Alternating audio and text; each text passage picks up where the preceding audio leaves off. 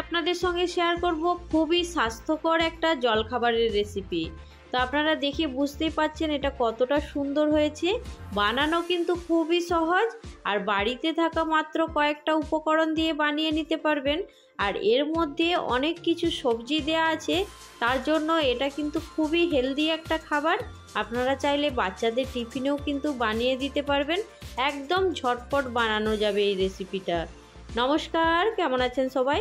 আশা করছি সবাই খুব ভালো আছেন, সুস্থ আছেন। মৌসুমী রকমারি রান্নাতে আপনাদেরকে আবারও একবার অনেক অনেক স্বাগত। প্রতিদিনের মতো আজও দেখুন একটা সুন্দর রেসিপি আপনাদের সঙ্গে শেয়ার করছি, আর আশা করছি এই রেসিপিটাও আপনাদের খুব ভালো লাগবে। আর এটা দেখতেও যেমন সুন্দর, নরম তুলতুলে, আর দেখুন এটা ভাঙার পরে দেখতে কি অপূর্ব লাগছে না। এর মধ্যে অনেক সবজি থাকার কারণে এটা দেখতে কিন্তু একদম কালারফুল হয়েছে, খেতে ভীষণ সুন্দর, একদম নরম তুলতুলে। তো এইখানে দেখুন তার জন্য আমি নিয়ে নিয়েছি 1 বাটি পরিমাণে ভাত। দেখুন বন্ধুরা, এইখানে আমি একটা বাটিতে 1 বাটি পরিমাণে ভাত নিয়েছি। আজকে এই ভাত দিয়ে এই দুর্দান্ত নাস্তাটা আপনাদেরকে বানিয়ে দেখাবো। তো এইখানে দেখুন 1 বাটি পরিমাণে সুজি নিয়েছি। আমি ভাতটা যে বাটির পরিমাণে নিয়েছি তার থেকে এটা ছোট বাটি, আর সেই ছোট বাটির 1 বাটি পরিমাণে সুজি নিয়েছি। আর ভাতটা আমরা রান্না করার পরে অনেক সময় কিন্তু ভাত বেঁচে যায়, সেটা রাত্রে হোক কিংবা দুপুরে খাওয়ার পরে হোক। তো সেই বেঁচে যাওয়া ভাত দিয়েই কিন্তু এই রেসিপিটা আমি শেয়ার করছি। তো এইখানে দেখুন ভাতটা আমি একটা মিক্সির জারের মধ্যে নিয়ে নিয়েছি। এবার এইখানে যে সুজিটা আপনাদেরকে দেখালাম সেই সুজিটা এখানে দিয়ে দেব।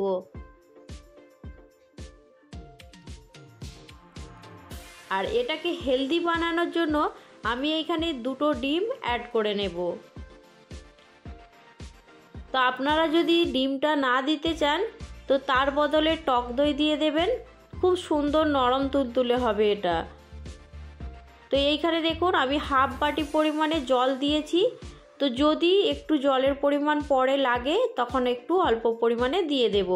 তো এখন এটাকে খুব ভালো করে একদম মিহি পেস্ট করে নেব। যদি সুজিটা আপনাদের একটু মোটা থাকে তাহলে সুজিটাকে একটু আগে ভিজিয়ে রাখবেন, দেখবেন খুব সুন্দর করে একদম মিহি পেস্ট হয়ে যাবে। এবার এই ব্যাটারটাকে আমি একটা পাত্রের মধ্যে দেখুন সুন্দর করে ঢেলে নিচ্ছি। আর ব্যাটারের ঘনত্বটা আপনারা দেখে বুঝতেই পারছেন, এটা কিন্তু খুব পাতলাও হবে না আর একদম কিন্তু খুব শক্ত হবে না। তো ব্যাটারের ঘনত্বটা আপনারা দেখে কিন্তু বুঝতে পেরে গেছেন।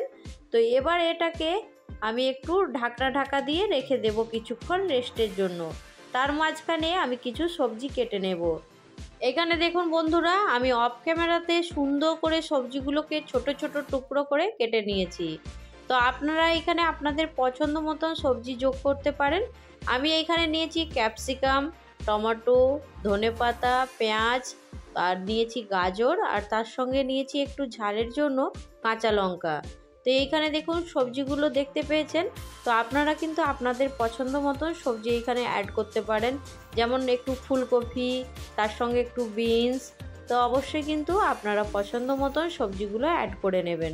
তো এইখানে দেখুন এখন ব্যাটারের ঘনত্বটা আপনারা দেখে তো বুঝতেই পেরে গেছেন, তবু একটু আপনাদেরকে দেখিয়ে দিচ্ছি। এবার এর মধ্যে আমি সবজিগুলোকে এক এক করে অ্যাড করে নেব। এই ডিম আর সবজির মিশ্রণের মধ্যে দেওয়ার পরে এটা কিন্তু খুবই হেলদি একটা রেসিপি। আপনারা অবশ্যই বাড়িতে বানাবেন। আর বাচ্চারা এমনিতে সবজি খেতে চায় না, তো এইভাবে যদি বাচ্চাদেরকে দেয়া যায় আর বাচ্চাদের কিন্তু পেটও ভরা থাকবে, আর অনেক কিন্তু সবজিও তারা খেয়ে নেবে।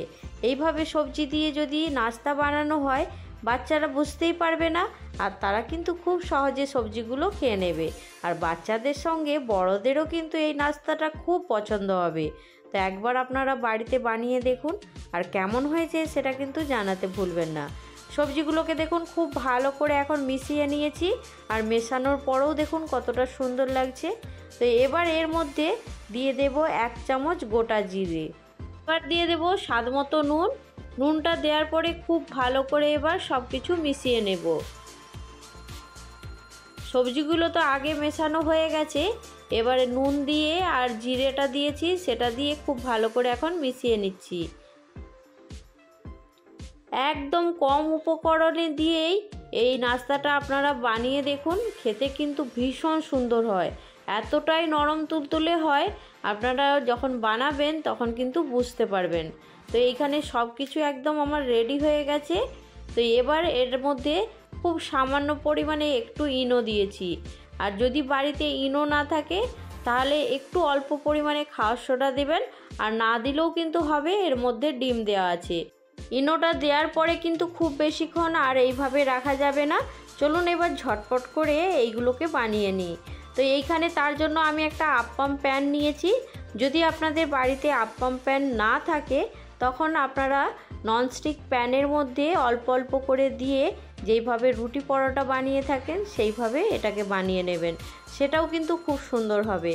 আর যদি এই রকম আপ্পাম প্যান থাকে তাহলে কিন্তু এই আপ্পাম প্যানে বানিয়ে নেবেন, এটা দেখতেও সুন্দর লাগবে, আর বাচ্চাদের টিফিনে দিলে তারা কিন্তু খুব সহজে খেয়ে নেবে। তো এইখানে দেখুন অল্প অল্প তেল দিয়ে দিয়েছি আর সুন্দর করে একটু গরম করে নিয়েছি, তারপরে গ্যাসের ফ্লেমটা একদম লো করে দিয়েছি। এবার দেখুন অল্প অল্প করে ব্যাটার নিয়ে এই প্যানের মধ্যে দিয়ে দেব।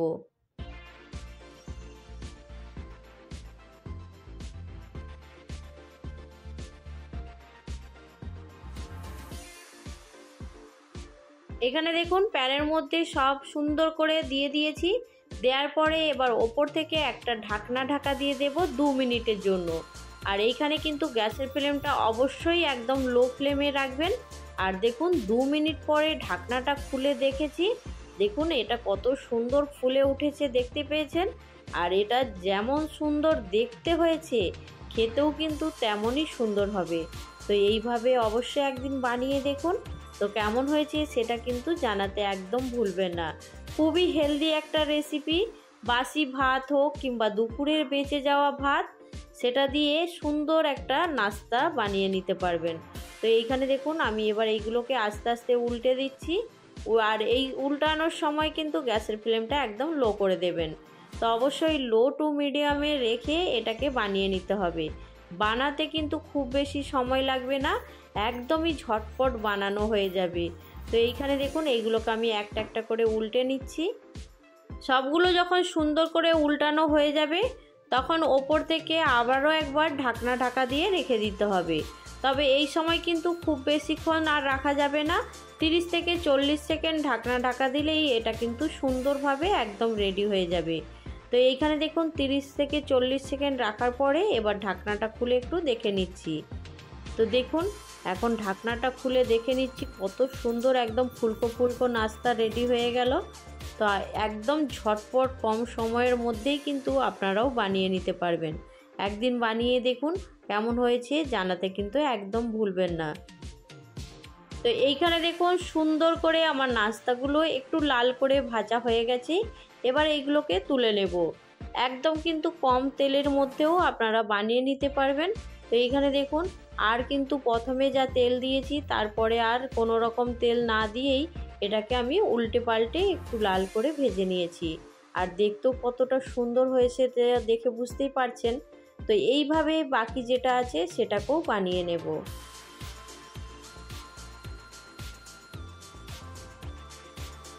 এবার দেখুন বন্ধুরা এগুলোকে প্লেটের মধ্যে তুলে নেওয়ার পরে কতটা সুন্দর লাগছে দেখতে, তো দেখে বুঝতেই পারছেন। তো এইভাবেই বাকিগুলোকেও একদম সুন্দর করে বানিয়ে নিচ্ছি।